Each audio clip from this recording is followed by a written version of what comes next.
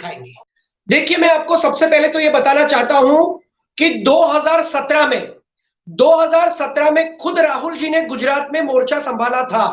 तब गुजरात के अंदर गुजरात के नेता हार्दिक पटेल, जिग्नेश मेवाणी, अल्पेश ठाकोर और गुजरात के पूरे जितने भी जाने माने नेता हैं, सबने मिलकर 2017 में गुजरात में इसी सरकार के सामने इतनी सीटें पाई थी कि सरकार बनते बनते रह गई थी। तो ऐसा नहीं है कि गुजरात में कांग्रेस की सरकार बनी नहीं है, लेकिन ऐसा नहीं है कि गुजरात के अंदर कांग्रेस की सरकार ताकतवर नहीं है। लेकिन हाँ, 2017 के बाद राहुल गांधी खुद यहां इतनी बार नहीं आए हैं और इसीलिए शायद कुछ दिक्कत हुई है। लेकिन इस बार राहुल गांधी का जो जोश है वो इतना आसमान पर है, क्योंकि इस देश की जनता ने राहुल गांधी को एक मैंडेट दिया है। राहुल गांधी ने जो इंडिया गठबंधन के साथ जो अपनी मतलब जो भागीदारी बनाई और इंडिया गठबंधन को जैसे उन्होंने जोड़ के रखा और देश को बताया कि ये जो पिछले 10 साल से जो सरकार चल रही है, जो लोकतंत्र को खत्म करने वाली सरकार है, जो आरक्षण को खत्म करने वाली सरकार है, जो संविधान को खत्म करने वाली सरकार है, जो करप्टेड लोगों को अपनी पार्टी में लेने वाली सरकार है, जो सरकारें तोड़ने वाली सरकार है, जो क्षेत्रीय सरकारों को खत्म करने वाली सरकार है, ऐसी बलात्कारियों की पार्टी, और उसको राहुल गांधी ने पिछले 10 साल में जिस तरह से उजागर किया, भारत जोड़ो यात्रा और भारत न्याय यात्रा के द्वारा देश के 140 करोड़ लोगों के बीच में जाकर राहुल गांधी ने, जब नरेंद्र मोदी सरकार का जो गुब्बारा था, जो पाप का घड़ा था, उसे जब जाकर फोड़ा, तब देश की जनता को पता चला कि पिछले 10 साल से जिस एजेंसीज का मिसयूज करके, सोशल मीडिया का मिसयूज करके, गोदी मीडिया का मिसयूज करके राहुल गांधी की इमेज को खराब किया था, उस राहुल गांधी की इमेज को राहुल गांधी ने खुद अपने बलबूते पर वापस पाया और जनता ने राहुल गांधी को सुना, देखा, समझा। और जब नरेंद्र मोदी के कहीं मंच पर भाषण होते हैं तो वो सिर्फ हजारों में देखते हैं, और राहुल गांधी के जो भाषण होते हैं, जो प्रवचन होते हैं, जो व्याख्यान होते हैं, वो देश के अंदर हर सोशल मीडिया पर लाखों करोड़ों लोग देखते हैं। और इसीलिए जब सच्चे राहुल गांधी की सच्ची बात, सच्चे हिंदुत्व की बात जब इस देश ने सुनी और उनको पता चला कि नरेंद्र मोदी की सरकार हिंदुत्व की सरकार नहीं है, वो पाप का गुब्बारा है, वो पाप का घड़ा है, वो हिंदुत्ववादी सरकार है। राजस्थान में भी पिछले चुनाव में राहुल गांधी ने जाकर ये कहा था कि ये लोग हिंदू नहीं है, हिंदुत्ववादी है। और उसी तरह से इस बार जब इस जनादेश के बाद संसद में जब राहुल गांधी ने पहला भाषण दिया, उस भाषण का भी मिसयूज करके नरेंद्र मोदी ने पूरे देश में उस भाषण को हिंदू विरोधी कहा। और उस बात को, उस मुद्दे को जब उन्होंने हाईलाइट किया, उसको लेकर जब गुजरात के अंदर कांग्रेस के कार्यालय पर भारतीय जनता पार्टी और भारतीय जनता पार्टी के साथ जुड़ी हुई संस्थाएं जैसे बजरंग दल और विश्व हिंदू परिषद के गुंडे जब रात को 4 बजे अंधेरे में जब कार्यालय बंद होता है, तब जाकर जो हल्ला बोल किया, पत्थर मारा किया, वहां के चौकीदार को मारा, हिंदू चौकीदार को मारा, चौकीदार के परिवार को मारा, पूरे हिंदू परिवार को मारा, तब इस देश को पता चला कि 10 साल से जो नरेंद्र मोदी तानाशाही की सरकार चला रहा है, वो नरेंद्र मोदी का गुब्बारा अब गुजरात में भी राहुल गांधी ने फोड़ दिया है। राहुल गांधी ने पाप का घड़ा फोड़ दिया है। अब गुजरात की भी जनता देश की जनता की तरह समझ चुकी है। और जिस तरह से 2024 के हिस्टोरिकल चुनाव में जनता ने मैंडेट दिया कि 400 पार नहीं करने देंगे और 240 मिला, और उतनी ही सीट जब विपक्ष को मिली, तो आज राहुल गांधी को पता चल गया है कि जिस तरह से मैंने गुजरात के अंदर 2017 में खुद मोर्चा संभाला था, और बिल्कुल भारतीय जनता पार्टी की जो सरकार गुजरात में 2017 में बनी थी, उसके लगातार सीट हमने पाई थी। तो इस बार जब पूरी देश की जनता हमारे साथ खड़ी और नरेंद्र मोदी के हर वादे को तोड़ के 400 नहीं दिए, संविधान बदलने नहीं दिया, आरक्षण खत्म करने नहीं दिया, तब राहुल गांधी को इतना कॉन्फिडेंट आ चुका है, राहुल गांधी इतने कॉन्फिडेंट बन चुके हैं कि उन्होंने संसद में बोला कि इस बार आप लिख के ले लो, मुझसे लिखवा के ले लो, ये जो इंडिया गठबंधन है जिसने आपको 400 पार नहीं करने दिया, वो इंडिया गठबंधन अब आपके गुजरात मॉडल में, आपके घर में, आपके गढ़ में घुसकर आपको हराएंगे। तो ये जो कॉन्फिडेंस है वो राहुल गांधी के खुद के पिछले 10 साल के जो सच्चाई के साथ उन्होंने लड़ाई की और जो प्रयास किए, उसका परिणाम है कि आज राहुल गांधी खुद बोल रहे हैं कि जैसा देश में हुआ वैसा गुजरात में भी होगा, क्योंकि गुजरात के लोग भी नरेंद्र मोदी की पाप की सरकार को, पापाचार की सरकार को, अत्याचार की सरकार को, तानाशाही सरकार को पहचान चुके हैं। और जो दंगे हुए भाजपा और कांग्रेस के बीच आमने सामने, आपको पता है कि गुजरात के अंदर इन गुंडों ने क्या किया है? रात को 4 बजे आकर जो दंगा किया, उसके बाद सब सुबह कांग्रेस ने प्रेस कॉन्फ्रेंस की, तब इन गुंडों ने फिर से चैलेंज मारी कि रात को 4 बजे आए थे, अब शाम को 5 बजे फिर से आएंगे। तो गुजरात की पुलिस, जो गुजरात की यहाँ की जो डबल इंजन की सरकार है, 156 सीट लेकर बैठी है, 27 साल से चल रही है, नरेंद्र मोदी के पपेट मुख्यमंत्री भूपेंद्र सिंह की जो सरकार है, उसके सहयोगियों के गुंडे वो फिर से आए 5 बजे और कांग्रेस की सबसे बड़ी ऑफिस जो अहमदाबाद में है, वहां पर जाकर कांग्रेस के कार्यकर्ताओं को, कांग्रेस के नेताओं को पत्थर मार के घसीट कर पुलिस में ले गए। आपको पता है ये गुंडों के ऊपर कोई एफआईआर नहीं हुई है। एफआईआर में किसी भारतीय जनता पार्टी का, विश्व हिंदू परिषद का, बजरंग दल का किसी गुंडे का नाम नहीं लिखा है। लेकिन जिन लोगों को मारा गया, जिन लोगों के ऊपर पत्थर दागे गए, पत्थर फेंके गए, जिन लोगों को घसीट कर, जो एमएलए है, कांग्रेस के एमएलए है, 5 टर्म से जो एमएलए है, ऐसे नेताओं को घसीट कर जब पुलिस में ले गए और कांग्रेस के 5 नेताओं के ऊपर एफआईआर कर दी। पुलिस किसकी? सरकार की। गुंडे किसके? सरकार के। पत्थर किसने फेंके? गुजरात की सरकार के गुंडों ने। और एफआईआर किसके ऊपर कर दी? कांग्रेस के नेताओं के ऊपर। तो अब कांग्रेस और गुजरात की जनता समझ चुकी है कि ये जो गुंडों की सरकार है, ये जो तानाशाह की सरकार है, ये जो नरेंद्र मोदी की सरकार है, वो सिर्फ मुसलमानों की विरोधी सरकार नहीं है, वो सिर्फ दलितों की विरोधी सरकार नहीं है, ये हिंदुओं को भी घर में घुस कर मारेगी। अगर किसी हिंदू ने नरेंद्र मोदी के ऊपर सवाल किया, अगर किसी हिंदू ने नरेंद्र मोदी को एक क्वेश्चन पूछा, अगर किसी हिंदू ने भी नरेंद्र मोदी की सरकार के सामने अपनी आवाज को ऊंचा किया, तो ये हिंदू को भी घर में घुसकर मारेंगे, जैसे गुजरात के अंदर इन लोगों ने कांग्रेस के कार्यालय में घुसकर मारा। ये हिंदुओं के भी नहीं है, ये मुसलमानों की भी नहीं है, ये दलितों के भी नहीं है, ये किसी जाति के नहीं है। जो इनके सामने बोलेगा उनको ये लोग अपने उनके घर में घुसकर मारेंगे, आपके मोहल्ले में आकर मारेंगे, आपकी ऑफिस में आकर मारेंगे, आपके शहर में आकर मारेंगे। ये गुंडों की सरकार है। सागर जी, वही उसी बात पर मैं आती हूँ, हिंदू की बात चले। देखिए, आपने देखा होगा कि अहमदाबाद के अंदर पूरी सड़कें भरी हुई है पोस्टर से। राहुल गांधी शिव भगवान की जो तस्वीर लेकर संसद के अंदर खड़े थे और लिखा है कि डरो मत, डराओ मत। लेकिन हिंदू और हिंदुत्व के जो मुद्दे को लेकर संग्राम मचा हुआ है, उसी बीच राहुल गांधी गुजरात पहुंचते हैं। आपको नहीं लगता कि जो बयान राहुल गांधी को लेकर छेड़ा जा रहा है बीजेपी की ओर से कि हिंदू हिंसक होते हैं, इसका कुछ असर वहां पर देखने को मिल सकता है?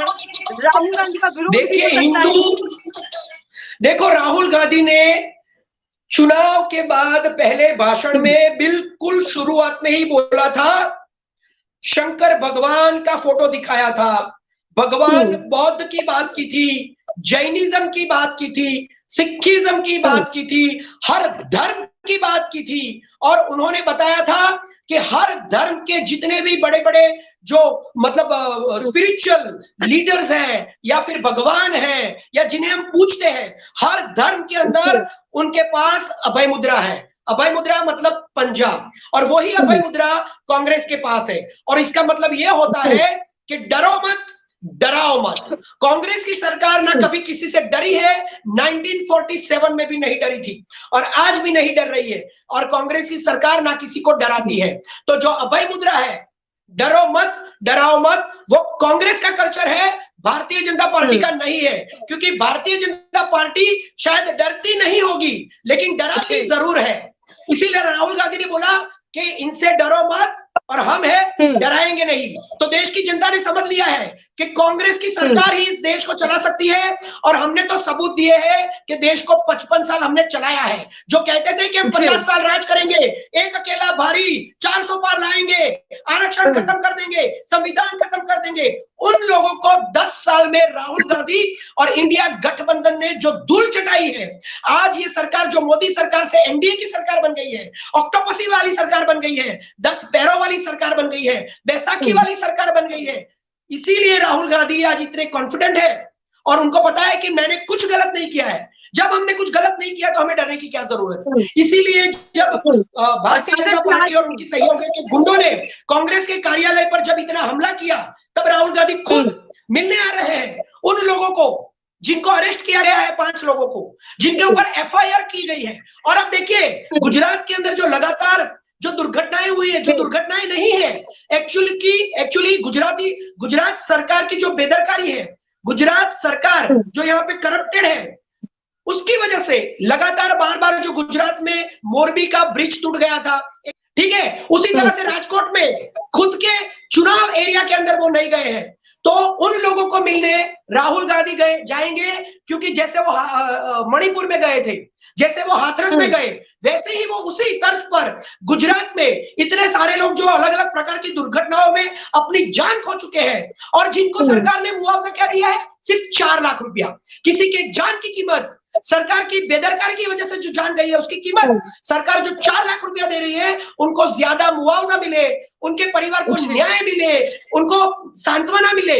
इसीलिए राहुल गांधी जैसे मणिपुर गए, जैसे हाथरस गए, जैसे किसानों के साथ गए, जैसे महिला एथलीट्स के साथ गए, उसी तर्ज पर वो गुजरात में आए। कोई पॉलिटिक्स करने नहीं आए, क्योंकि जहां जहां पर देश के प्रधानमंत्री को जाना चाहिए, जहां जहां पर देश के गृह मंत्री को जाना चाहिए, और दोनों गुजरात के दोनों गुजराती जो प्रधानमंत्री है, जो गृह मंत्री है, वो ऐसी दुर्घटनाओं पर न जाते हैं, ना उसके ऊपर बात करते हैं, ना गोदी मीडिया में उसकी कोई चर्चा होती है, ना उसके ऊपर डिबेट होती है।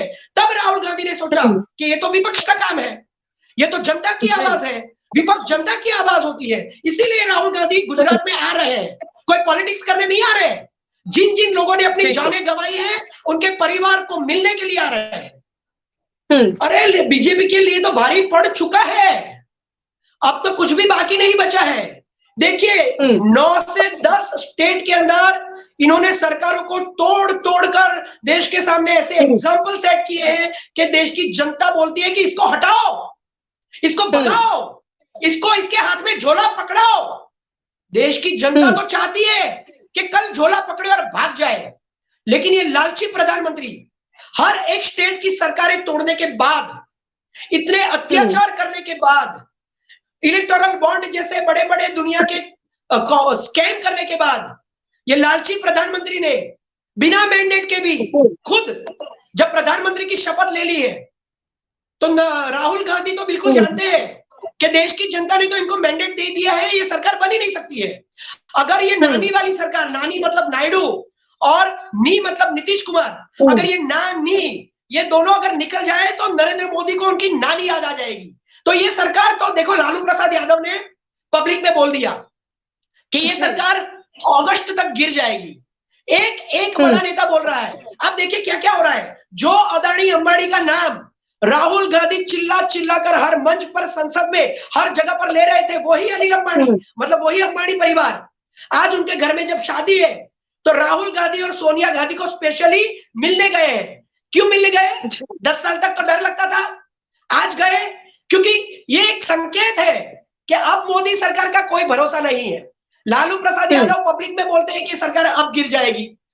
नायडू जी उनको जाकर क्या कहते हैं, लेकिन एक पूरा कर लो। नायडू जी क्या कहते हैं कि मुझे आपने कुछ नहीं दिया चलेगा, लेकिन आपको मुझे इतना करोड़ों रुपए का, अरबों रुपए का, खरबों रुपए का फंड तो देना ही पड़ेगा।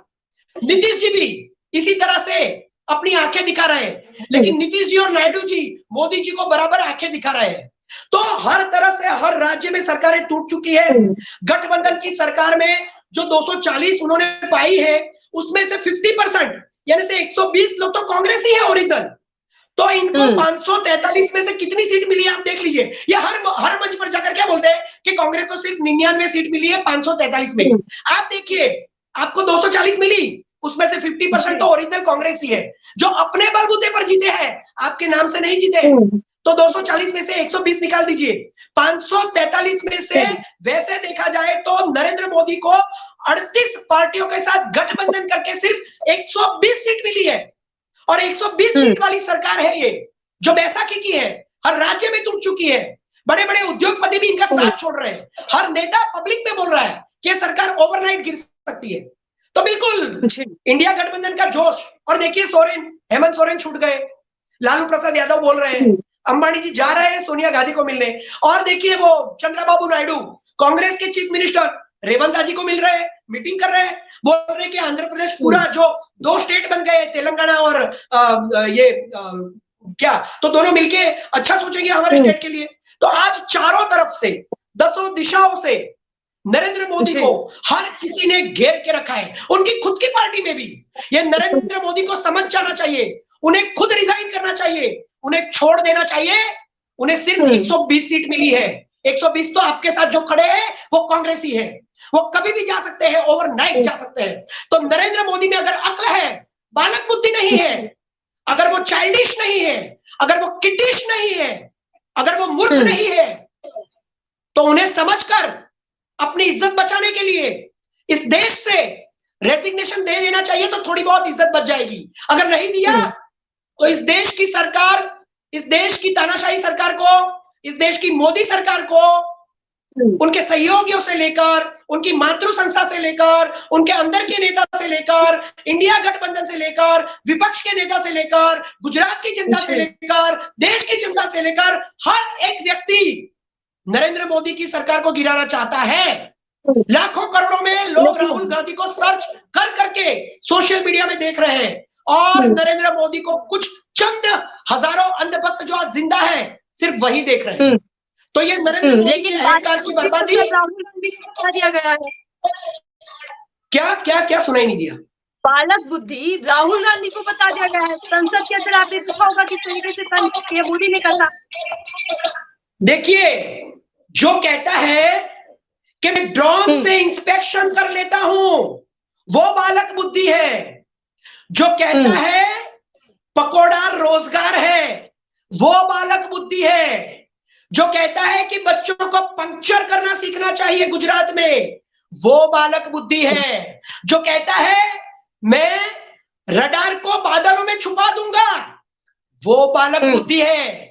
जो किसी मंच पर जाकर कहता है कि मुझे इस देश के 600 करोड़ लोगों ने वोट्स दिया है, वो बालक बुद्धि है। जो संसद में खड़ा रहकर कहता है कि एक अकेला सब पर भारी 50 साल राज करूंगा, वो बालक बुद्धि है। जो किसी राज्य की चुनी हुई महिला मुख्यमंत्री को पियक्कड़ की तरह संसद में बोलता है, मंच पर जाकर बोलता है, सभा में बोलता है दीदी ओ दीदी, वो बालक बुद्धि है।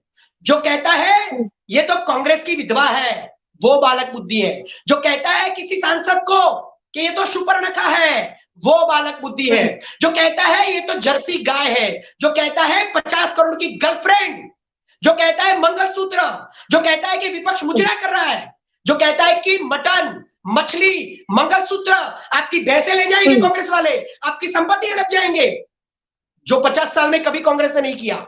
देखिए, इस बार जो गुजरात में चुनाव हुआ उसका, उसमें जो पॉजिटिव रिजल्ट आया, पॉजिटिव रिजल्ट मतलब मैं आपको एक बात बताना चाहता हूं।